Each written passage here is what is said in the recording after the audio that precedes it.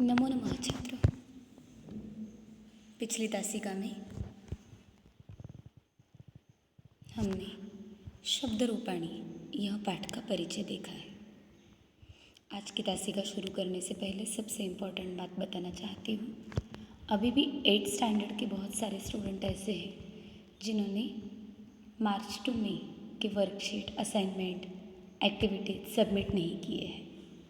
जिनका सबमिशन बाकी है जल्दी से जल्दी सबमिट कर दो।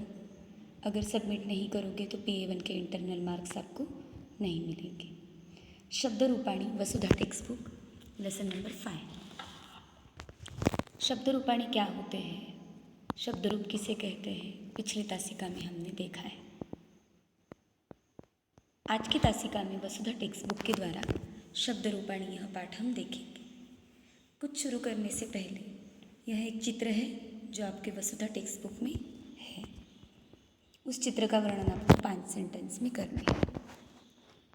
कोई भी सिंपल 5 सेंटेंस आपको लिखने हैं। लेसन का नाम लिखोगे शब्द रूपाणी। कल की तासिका में शब्द रूपाणी की परिभाषा ली है हमने, शब्द रूपाणी के प्रकार देखे हैं। अब आज की तासिका में ग्रामर नोटबुक में ही कंटिन्यू करोगे इस चित्र का वर्णन। लिखोगे क्या, वसुधा टेक्स्ट बुक पेज नंबर और पेज नंबर के सामने चित्र वर्णन। तो इस चित्र में क्या बताया गया है यहाँ पर, अगर मंजूषा के शब्द देखेंगे वसुधा टेक्स्ट बुक पेज नंबर 36। जनाहा बहुत लोग हैं यहाँ पर, बालिका, बालकाः, दंपति या पति पत्नी, वृद्धाः, उत्पीठिका यानी बैठे हुए बेंचेस, वृक्षाः, पादपाः, क्रीड़ांगण। और सबसे ज़्यादा ज़रूरी बात, ये चित्र किसका है, उपवन का दिख रहा है।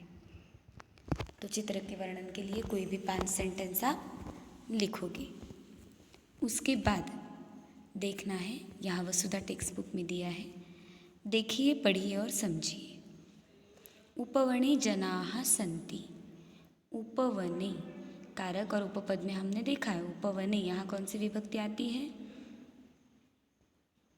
उपवने अनेके जनाः सन्ति। उपवने सप्तमी विभक्ति, उपवन में अनेके बहुत सारे, जनाः लोग, सन्ति है। तेषु केचन भ्रमणं कुर्वन्ति, उसमें से कुछ घूम रहे हैं। केचन आसन्दिकासु, मैंने उत्पीठिका बताया, आसन्दिकासु इसका भी प्रयोग हो सकता है, जिस पर बैठते हैं उसके लिए प्रयोग होता है। केचन आसन्दिकासु, आसन्दिकासु सप्तमी स्त्रीलिंग, विरमन्ति बैठे हैं। अन्याः स्वबालैः सह क्रीडन्ति, और कुछ खुद के बच्चों के साथ खेल रहे हैं। इन 4 वाक्यों के अलावा आपको चित्र वर्णन में वाक्य लिखने हैं। देखो, पढ़ो। उपर्युक्त वाक्यों में रेखांकित पद विभिन्न शब्दों के विभिन्न रूप हैं। ये विभिन्न रूप कारक के अनुसार 7 विभक्तियों तथा 3 वचनों में होते हैं, जो हमने कारक में देखा है। हर एक विभक्ति के 3 वचन और हर शब्द के 3 लिंग। आगे देखते हैं। जैसे बालक शब्द के रूप देखें। यह जो तालिका है ये आपके वसुधा टेक्स्ट बुक पेज नंबर 36 पर दी गई है। ये शब्द रूप का टेबल है, बालक शब्द का टेबल। ये कारक के साथ दिया है, यानी उस विभक्ति, उस वचन के अर्थ के साथ आपको ये अच्छी तरह से रीड करना है। जैसे देखो, प्रथमा विभक्ति, बालकः एक वचन, बालको द्विवचन, बालकाः बहुवचन, बालक ने, 2 बालकों ने, 2 से अधिक बालकों ने। द्वितीय विभक्ति, एक वचन बालकम, द्विवचन बालकौ, बहुवचन बालकान, बालक को, 2 बालकों को, 2 से अधिक बालकों को। तृतीया बालकेन एक वचन, बालकाभ्यां द्विवचन, बालकैः बहुवचन। बालक से, बालक के द्वारा या बालक के साथ, 2 बालकों से, 2 बालकों के द्वारा, 2 बालकों के साथ। बहुत बालकों से, बहुत बालकों के द्वारा, बहुत बालकों के साथ। चतुर्थी एकवचन बालकाय, द्विवचन बालकाभ्याम, बहुवचन बालकेभ्यः। बालक के लिए, बालकों के लिए, बहुत ज़्यादा बालकों के लिए। पंचमी एकवचन बालकात्, द्विवचन बालकाभ्याम, बहुवचन बालकेभ्यः। बालक से, दो बालकों से, दो से अधिक बालकों से। बालकस्य षष्ठी एकवचन, बालकयोः द्विवचन, बालकानां बहुवचन। बालक का, बालक के, बालकों की।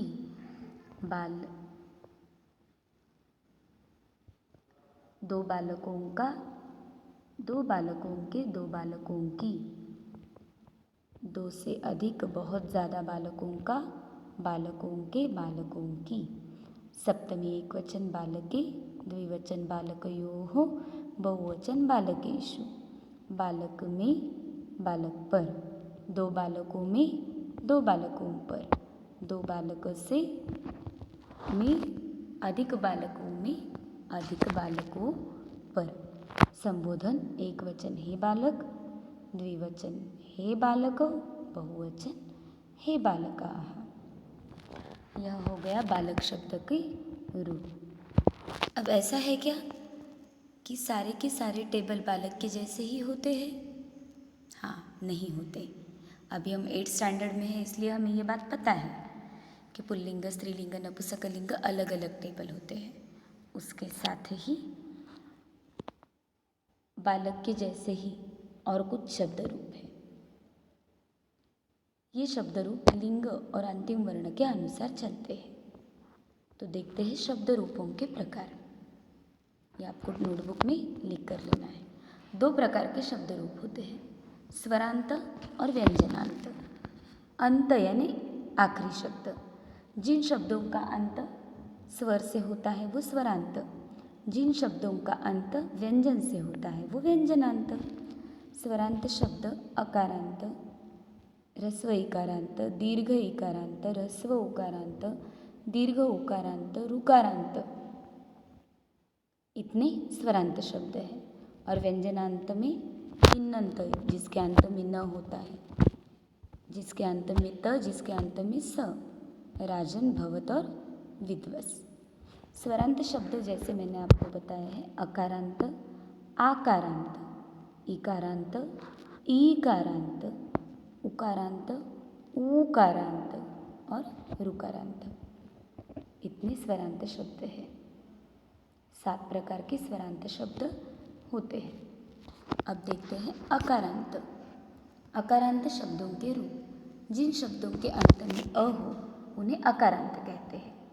अकारांत शब्द पुल्लिंग और नपुंसकलिंग में होते हैं। पुल्लिंग में इनके रूप बालक या राम के समान होता है, नपुंसकलिंग में फल के समान होता है। जैसे देखो, राम का टेबल यहाँ दिया है।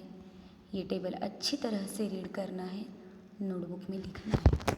और जिन्हें ये टेबल अकारांत पुल्लिंग का टेबल शब्द रूप लन नहीं है, वो ये शब्द रूप 3 बार लिखकर लन करोगे, क्योंकि PA1 में ये शब्द रूप, धातु रूप, कारक, उपपद, ये लेसन आने वाले हैं।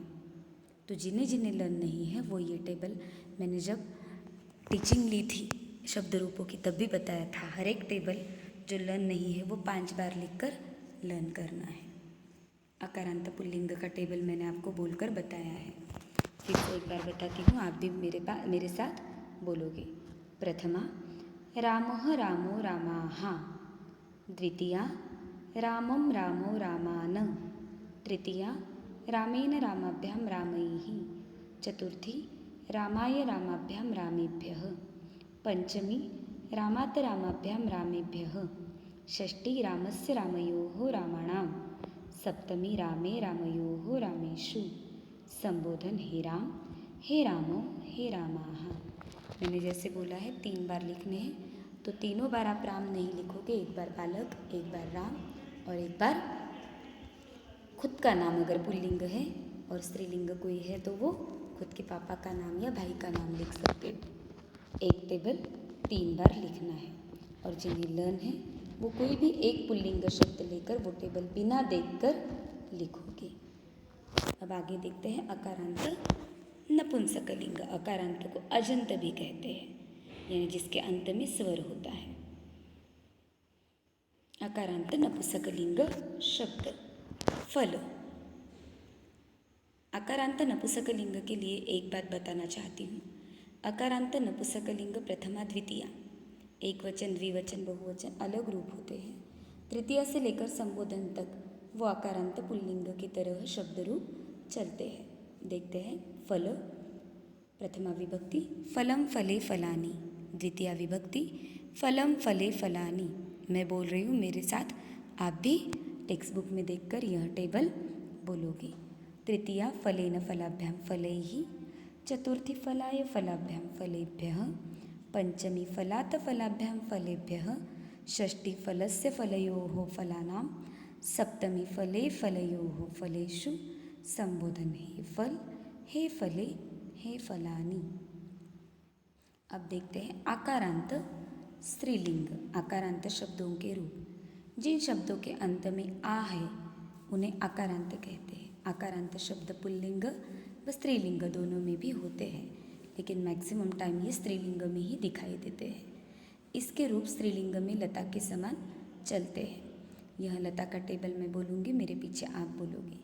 जैसे आकारांत पुल्लिंग के लिए बताया है मैंने, वैसे ही अकारांत नपुंसकलिंग और स्त्रीलिंग भी आपको अगर टेबल लर्न नहीं है तो ये टेबल 3-3 बार अलग अलग शब्दों का प्रयोग कर कर आपको लिख कर लर्न करने हैं। और जिन्हें लर्न है वो सिर्फ एक बार कोई भी एक शब्द लेकर टेबल बिना देखकर नोटबुक में लिखोगे। मैं आकारांत स्त्रीलिंग का टेबल बोल रही हूँ, मेरे पीछे आप भी बोलोगे। प्रथमा विभक्ति लता लते लताः, द्वितीया लतां लते लताः, तृतीया लतया लताभ्यां लताभिः, चतुर्थी लतायै लताभ्यां लताभ्यः, पंचमी लतायाः लताभ्यां लताभ्यः, षष्ठी लतायाः लतयोः लतानां, सप्तमी लतायां लतयोः लतासु, संबोधन हे लते, हे लते, हे लताः। आज की तासिका में हमने आकारांत पुल्लिंग, आकारांत नपुंसकलिंग, आकारांत स्त्रीलिंग, चित्रवर्णन और शब्द रूपाणी का कुछ इंट्रोडक्शन पार्ट देखा है। इंस्ट्रक्शन जो दिए हैं वो फॉलो कर कर सारी बातें नोटबुक में अच्छी तरह से लिखनी है। अब कल की तासिका में देखेंगे आगे के शब्द रूप। तब तक के लिए धन्यवाद।